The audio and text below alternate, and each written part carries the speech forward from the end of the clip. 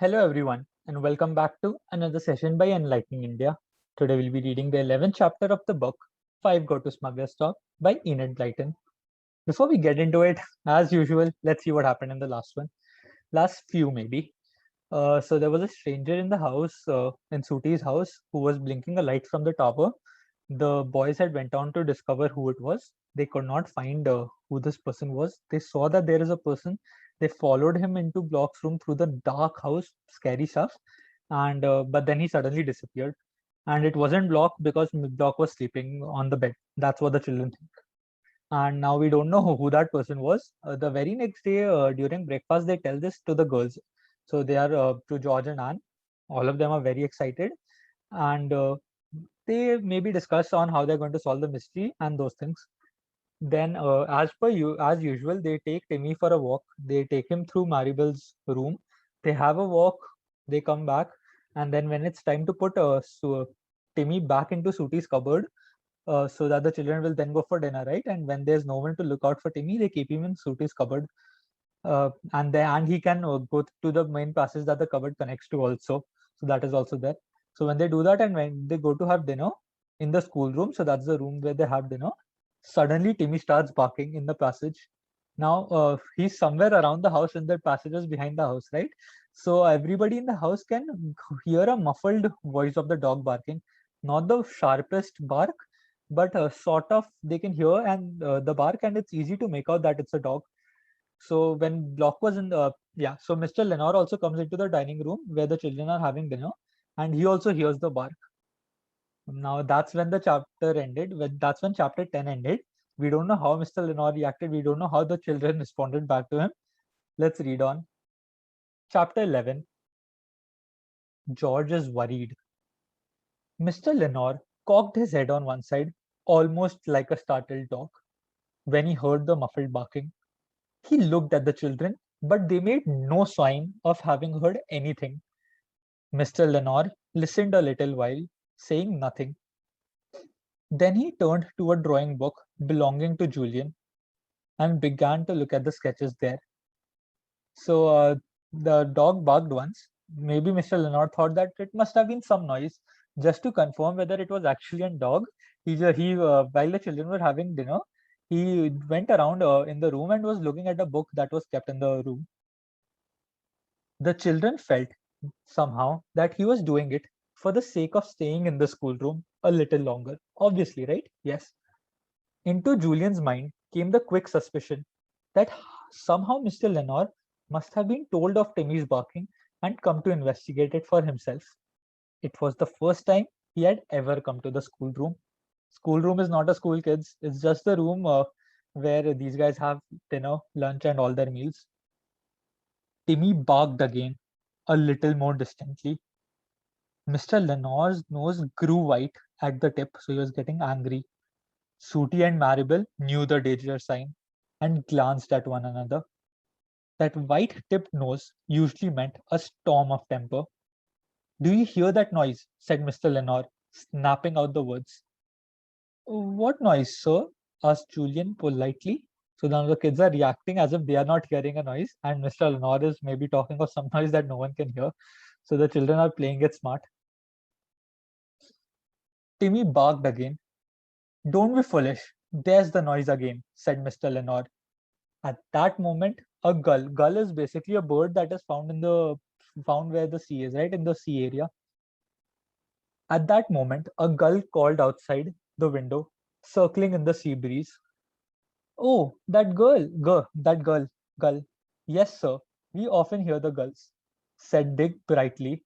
So now he's trying to play it smart. Okay, yes, I hear the noise, and it's the bird outside. Sometimes they seem to mew like a cat, sir. So Dick says that sometimes the birds make a noise like a bird, and sometimes they also make a noise like a cat. I don't know why he's saying this. Let's see. Hmm, said Mr. Lenore, almost spitting out the word. I suppose you'll say they also bark like a dog. Well, they might, sir. I suppose so, agreed Dick, looking faintly surprised. After all, if they can mew like cats, there's no reason why they shouldn't bark like dogs. Playing it smart. Timmy barked again very joyfully, very happily. Remember the word, okay? They are using it very frequently, so we should know what this means. Mr. Lenore faced the children in a very bad temper, and he was very angry. Can't you hear that? Tell me what that noise is. The children all put their heads on one side and pretended to listen very carefully. I can't hear anything, said Dick. Not a thing. I can hear the wind, said Anne. I can hear the birds again, said Julian, putting his hand behind one ear. I can hear a door banging. Perhaps that's the noise you mean, sir, said Sooty, with a most innocent expression. So the children are first they were reacting that they could not hear noises, and now they are speaking of all the other noises they can hear, so that Mr. Lenore thinks that he's actually confused. His stepfather gave him a poisonous look, so he looked at him with very sternly. He could really be very unpleasant. And there's a window rattling, said Maribel, eager to do her bit too, though she felt very frightened of her father. So Maribel also joined in, even though she was very scared of her angry father. She also said, "Oh yes, I can hear a window making some noise. Do you mean that, father?" "I tell you it's a dog, and you know it," snapped Mr. Lenore. So snapped means he angrily said, "You that I know it's a dog, and you also know it." The tip of his nose was so white now that it looked very strange indeed. "Where's the dog? Where is he?" "What dog, sir?" began Julian, frowning as if he were very puzzled indeed. "There's no dog here that I can see." Mr. Lenore glared at him. So glared also means looked angrily. Snapped means spoke angrily, right? Yes. So he glared at Julian and clenched his fingers, so made it into a box shape as if he was going to punch someone. It was quite clear that he would have liked to punch Julian's ears. "Then listen," he hissed. "Listen and say what you think should make that barking, if not a dog." So Mr. Lenore says, "I know it's a dog. Listen to that, it's a dog." They were all forced to listen, for by now they felt scared of the angry man. But fortunately, Timmy made no noise at all. Probably he had let the rat escape. Anyway, there was not a single sound from him, so suddenly Timmy went quiet. Good for the children, right? Because now they were hearing very keenly, and if they heard that Timmy bark again, it would have been much more difficult to react to that. So nobody barked again. Timmy did not. "Sorry, sir, but really I can't hear a dog barking," said Julian in rather a injured tone. So he very calmly said this. "Nor can I," said Dick, and the others joined in, saying the same. Mr. Lenore knew that this time they were speaking the truth, for he too could not hear anything. "If I find that dog, I will have him thrown out. I will not have dogs in my house." So he gives an ultimatum while when even he could not hear me, and he gives this ultimatum to the kids and probably goes out. He turned on his heel, so he turned around and went out quickly, which was a very good thing, for George was quite ready to fly into one of her rages. Rages means when one person gets angry, and then there would have been a real battle. So again, Mr. Lenore said that he'll throw the dog, right? And George loves dogs like all of us should. And she tells him she was about to get very angry, and if she got angry, then George and Mr. Lenore would have had a fight, probably. Anne put her hand on George's arm to stop her from shouting after Mr. Lenore. "Don't give the game away," she whispered. "Don't say anything, George, because it's not worth it, right?" Yes. George bit her lip. She had gone first red with rage and then white. She stamped her foot. "How dare he? How dare he?" she burst out. "Shut up, silly," said Julian. "Block will be back in a minute. We must pretend to be awfully surprised that Mr. Lenore thought there was a dog, because if Block can read our lips, he must not know the truth." So they decide that Block will now come to serve them their food again, and they don't want him to know the truth. So they will pretend, Mr. Lenore probably crazy. Why does he think that there are dogs here? So they'll say things like that so that Block, even if he can read lips, he'll get confused. Block came in with the pudding at that moment. So the dessert is now here. His face as blank as ever. "Funny how Mr. Lenore thought there was a dog barking," began Julian, and the others backed him up valiantly. So they courageously, everybody started saying this, Mr. Lenore, crazy man, what is he thinking? Why does he think that there was a dog? If Block could indeed read their lips, he would be puzzled to know whether there had been a dog barking or not. The children escaped to Sooty's room afterwards and held a council of war. So, a council of war is generally a meeting that is held during wartime by armies. All the generals meet and they decide what to do. So, the author here is calling the children's meeting also a council of war because they have to decide, right, what has to be done next.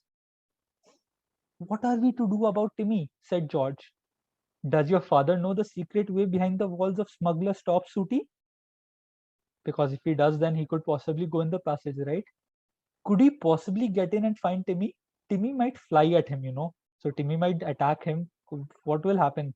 Can he go in the passage? They asked Sooty. Yes, he might, said Sooty thoughtfully. I don't know if father does know about the secret passages. I mean, I expect he knows, but I don't know if he guessed where the entrances are. I found them out quite by accident. So Sooty says maybe, maybe not. I don't know whether father could go into the passages. I'm going home, said George suddenly. I'm not going to risk Timmy being caught. You can't go home alone, said Julian. It would look rather funny if you do. We'll all have to go, and then we won't have a chance to solve the mystery with Sooty. They don't mind going back home, but if one person goes, it's going to look weird, right? So they'll all have to go, but they actually want to solve the mystery here. Why do they want to solve the mystery? Because they're the famous five, and that's what they do, solve mysteries during the vacations. No, for goodness sake, don't go and leave me just now, said Sooty, looking quite alarmed. It would make my father rather furious and angry. George hesitated. She didn't want to make trouble for Sooty, whom she liked very much. But on the other hand, she certainly was not going to risk danger to Timmy. Well, I'll telephone my father and say I'm homesick and want to go back, said George. I will say I miss mother. It's quite true. I do miss her. You others can stay on here and solve the mystery. So George decides that she does not want to put Sooty in trouble. Uh, so she decides that she'll probably call her parents and she'll tell them that she's homesick. She's missing her house and she actually wants to go back. That way, the three kids here could stay and she could go home with Timmy. So that way, probably no questions would be asked, and she could tell her parents that I actually miss you, Mama. I'm coming back, and that way, problem solved, right? Let's see. All right, you telephone to your father, said Julian. There's a phone downstairs. Do it now if you like. There won't be anyone about now. I don't think so.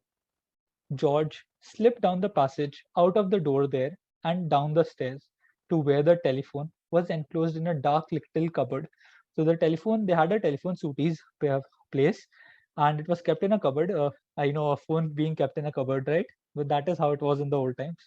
So she went down to the phone. She asked for the number she wanted. There was a long wait. Then she heard the buzzing noise. Tring, tring, tring, tring. That told her that the telephone bell at Kirin Cottage was ringing. So she called her home, and with that noise that she knew that yes, the phone was ringing at Kirin Cottage, she began to plan what she would say to her father. She really must go home with Timmy. She didn't know she was going to explain about Timmy. She didn't know how she was going to explain about Timmy because she hadn't told her father that she got Timmy here, right? Perhaps she needn't explain at all, but she meant to go home that day or the next day. Tring, tring, tring, tring, said the bell at the other end. It went on, and nobody answered it. She did not hear her father's familiar voice, only the bell that was ringing. Why wasn't anybody answering? So nobody was answering on the other side. The operator at the exchange spoke to her. I'm sorry, there's no reply. So right, when you get a message when somebody does not pick up your phone, that the number you have dialed is not picking up the phone right now. Please try again later. So she heard that tone. George put down the phone miserably. Miserably means sadly. Perhaps her parents were out. She would have to try again later. So she thought maybe her parents went out, maybe for dinner, maybe for something, and she'll try later. Poor George tried 3 times, but each time with the same result.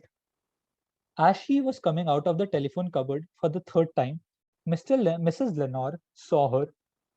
Have you been trying to telephone your home? She asked. Haven't you heard any news? I haven't had a letter yet, said George. I've tried 3 times to telephone Kirin Cottage, but each time there was no reply. Well, so apparently Mrs. Lenore has some news about Kirin Cottage.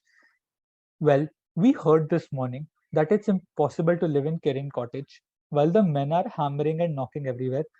So they got builders to fix the house, and they're making so much noise that it was impossible to stay there. And Mrs. Lenore told this to George in her gentle voice. We heard from your mother. She said that the noise was driving your father mad, and they were going away for a week or so till things were better. But Mr. Lenore at once wrote and asked them here. We shall know tomorrow whether they will be coming here or not. So Mrs. Lenore here has some noise from George's parents. They probably must have written a letter to George also, but it didn't come till now.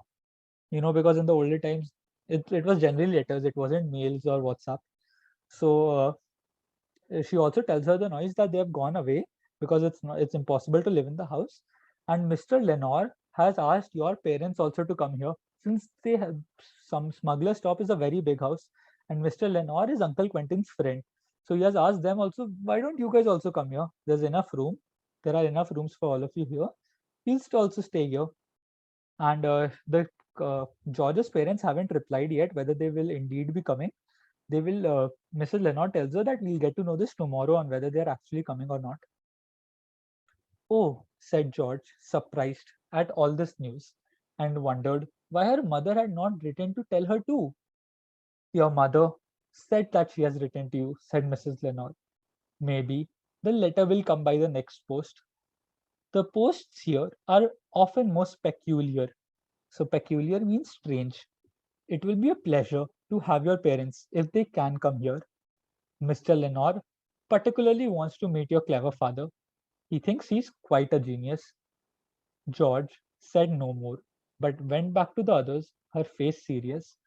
So that happened, and George listens to all this noise and then goes back. Okay, we'll see. Let's see what my parents say. Let's see if they are coming here. Then she'll decide what to do. She opened Sooty's door, and the others saw at once that she had news of some sort.